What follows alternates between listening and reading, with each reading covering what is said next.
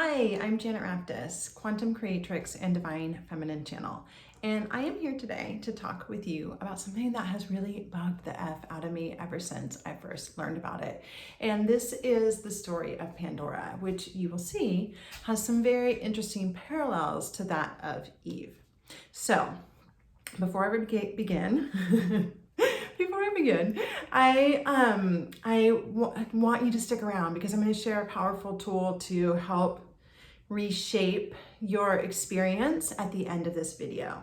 So, Pandora was originally the Kore or maiden form of the earth goddess, and her name actually means giver of all gifts. On ancient vessels going way back, pre-patriarchy, she is depicted as rising up from the earth with her arms outstretched. So she is a giver, right? And this is really important, and she's really a part of that tradition of the abundance of blessings of the Divine Mother. And so in her original spiritual context, she had what is called a pithos in original Greek. And pithos actually means honey vase, not box. So it was a honey vase. And it was a honey vase that poured out blessings. It was like a cornucopia, and cornucopia has a lot of symbolic reference on alignment with womb energy. So this was a cornucopia, a honey vessel filled with blessings, a honey vase filled with blessings. And it wasn't until later in the late Middle Ages when Erasmus erroneously mistranslated it as box. So anyway, but that's not how the mythology changed. So the mythology changed once men came to power, right? And the myth was actually really, it was laid down, let's say, and really perverted by the author Hesiod, who was responsible for the changing of a lot of the mythologies early on. So he's kind of an asset. And, but I mean, he was just a product of his time, right? So anyway, but I really perceive the changing of these myths as a part of the propagandizing and gaslighting that was responsible for the shift in the paradigm from the all-loving mother goddess to the solar deity to eventually the God that we have in a lot of the monotheistic religions around the world. And so, anyway, Hesiod's the one that turned her into this curious and troublesome girl. She was, causing problems. So anyway, in his version of the myth, she wasn't the earth goddess who rose from the earth with her arms outstretched. She was actually the handiwork of Zeus. So Zeus created her. He fashioned her according to his liking.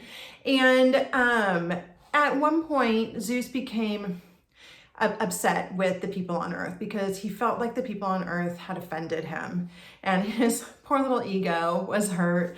And he got this honey vase and he gave it to Pandora, and instead of it holding all of the blessings of the universe, it held all of the pain and suffering of the universe. So this was like sickness, pain, anger, war, battle, disease, pestilence.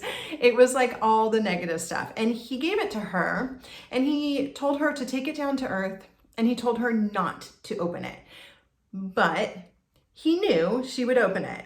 So he knew that she was going to open it, and he knew that all of the pain and suffering would probably be too much. It would drive people to madness and death. And so he put hope in there with everything else, right? So just enough sugar to keep everyone swallowing the bitter, right? And, of course she went down, and she was a curious girl. And so she opened it, and everything was released. And here we have all of the ills that the world is faced with today. And this is the mythology I learned. This is what I learned when I was growing up, when I was a very young and impressionable age, and when I was internalizing all of this stuff, right? I don't think that I knew at the time, oh, this is a patriarchal story. This was just wow, this woman, she disobeyed the man, and she caused the downfall of the world. Now, this is really similar to the Eve story, right? So Eve also was curious. She was seeking knowledge. She wanted to know more, experience more, be in the fullness of life, right? So she ate the apple. And we're all still paying for that sin, theoretically, right? I mean, that's what we're taught. And so it's interesting here that we have these women who are just really curious women who want to expand themselves, who want to know more, who want to be more, right?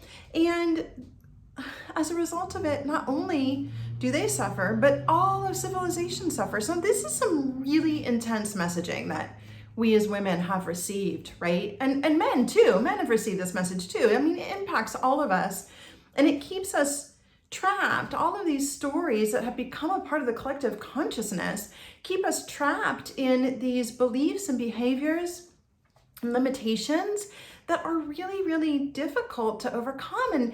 And many of us will never become conscious of them. And so, it reminds me too of a lot of like the older sitcoms. If y'all remember like sitcoms from like the 50s, 60s, 70s, there's always like a troublesome woman, right? She's always like I Love Lucy, right? Lucy's always like disobeying Desi and going behind his back. And she's like caught Ricky, he was in the show, creating all these problems. And she's got to try to fix it and and it's like all of this stuff about the woman, like being curious, being a negative thing, causing problems, like causing the man to be exasperated. And so we really have internalized this messaging, and we see it even still in media, and we're still being programmed with it, right?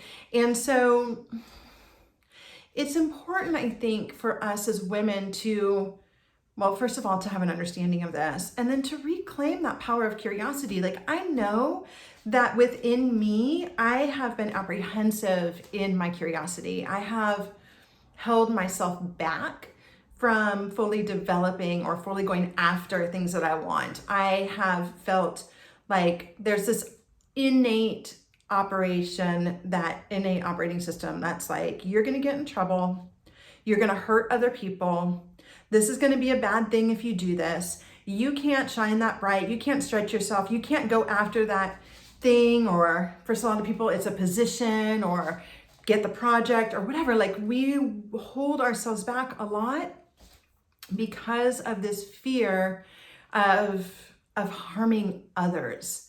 And so it's really important, I think, for us to look at this and to reclaim that curiosity and to really allow ourselves to celebrate our curiosity and celebrate our desire for wisdom, celebrate our desire for expansion, celebrate our desire to know more and be more and shine more brightly and bring others up with us, right?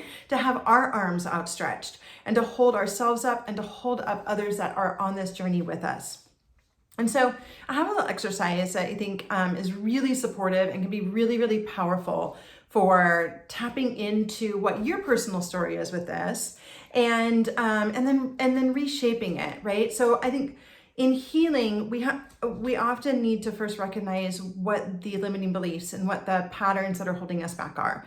And then once we recognize them, we can work on healing and reshaping them and connecting into a different reality, right? We can choose a different storyline for ourselves. And so this exercise is to reflect on how you hold yourself back, where you find yourself thwarting your forward or upward mobility, where you find yourself holding back from questioning, from being curious, from wanting to know more. How do you feel when you want to know more? How do you feel when you're asking questions? How do you feel when you're trying to ask questions and you're overlooked, right? And tuning into, you can do it as more of like a landscape of your life, or you can do it with a certain event. Maybe there was something that you didn't go after, like you really wanted it, but you didn't go after it because you were afraid of the repercussions of it. And maybe you don't even really know why that was. So start by identifying this area of challenge for you, this area of constriction, this thing where you notice yourself holding back out of some sort of fear, right? And then write it out through the lens of the patriarchy, right? So I didn't go after that job because I was afraid that if I took it, I would mess it up. And if I messed it up, then everybody would be mad at me. And if everybody was mad at me, then I might feel exiled. Like go through like the whole thing, right? Like really kind of hashing it out. And then after you do that, do some sort of cleansing exercise. That might be for you like a shower where you feel yourself kind of, releasing. If you have an emotional purge that comes with it, let those emotions move through you, cleanse your energy, like whatever feels right for you to kind of have a release. You might want to burn the pages or rip them up and throw them away. Whatever feels right for you as a way of energetically clearing that, right? And then you can get out some more paper and you can, or your computer, and you can write out a news story, right? Write out a news story about the next time that you're going to go after that project, or even that same project, what it could have looked like, not from a place of regret, right? Like this is not to make ourselves feel badly that we didn't act a certain way. It's to recognize why we may have acted a certain way and to shift the dynamics of it so that next time we might have more awareness and make a different choice, right? And so with all the love in the world and all the compassion for yourself that you deserve, rewriting your story so that it might look like, I really want this job and I'm so excited about it. I have so much curiosity around how I can grow and expand and explore myself in this new role. I look forward to being able to connect more people and share the wisdom that I have. I look forward to being able to hold others up and as I rise, bring them with me. I look forward to all that I am going to learn in this experience, knowing that when I learn new things, I can then share that knowledge with other people. You get the idea, right? Like so much more empowering, right? And it will support you in creating this shift in your life across the board. This is a tool that you can use all the time. If you have something coming up or like something's happening, right? You feel like, oh, I really want to do this. And you're like, but oh my gosh, I feel so scared. You can use this tool to support you in getting through it, right? So we look at the past initially, how could we have done it differently? And then we use it as a tool moving forward, right? So, I really want this job, but I feel the constriction. I feel myself holding back. I feel myself being in the shadow. I feel myself not wanting to go after it. Okay, what's coming up for me? What am I actually afraid of? How can I rewrite that story, right? How can I lean into it? So, that is my share on Pandora today. Love her energy and I love it so much more even now that I know the truth about her. I've been sitting with her and sitting with Eve in this reimagined space for quite a while now, and it has been liberating. So if you enjoyed this and you enjoy learning about the divine feminine and the goddess and healing and spirituality, I would love for you to subscribe to my channel. And I look forward to seeing you again soon. Bye.